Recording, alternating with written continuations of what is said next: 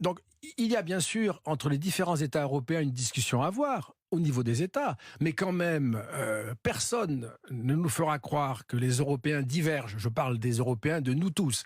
Nous ne divergeons pas sur le fait que l'immigration pose un problème parce qu'elle n'est pas régulée ou mal régulée ou qu'elle préoccupe parce qu'il n'y a pas d'intégration suffisante.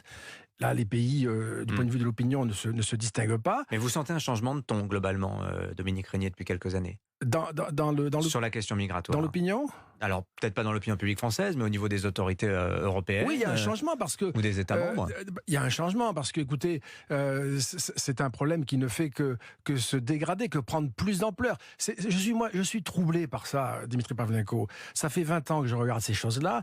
Rien n'a été fait. Oui. Rien. Ça ne fait que se dégrader. C'est quand même fascinant. Et on ne parle pas d'un détail, on parle de frontières. Mais est-ce que c'est de l'impuissance, l'incapacité l'impossibilité d'agir Il y a un défaut mental, politique, psychologique de nos élites nationales et européennes qui ne savent plus, elles ont été désarmées psychologiquement, mentalement, elles ne savent plus défendre des frontières. C'est quand même invraisemblable. Nous sommes dans l'ère de la globalisation, nous allons être la seule partie du monde, la seule, qui ne veut pas avoir de frontières parce que ça la dérange moralement.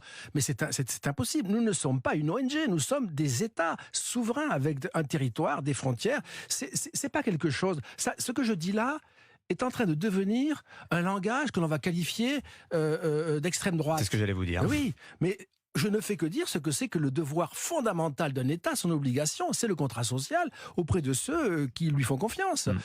Donc on ne peut pas en rester dans cette espèce de délitement qui produit des résultats dramatiques comme on le voit sans arrêt. Merci Dominique Régnier, directeur général de la Fondapol, la Fondation pour l'innovation politique. Et je renvoie, pour ceux que ça intéresse, à la lecture effectivement de vos 3 notes consacrées à cette question migratoire sur la Suède, sur le Danemark et cette revue comparée des politiques migratoires européennes.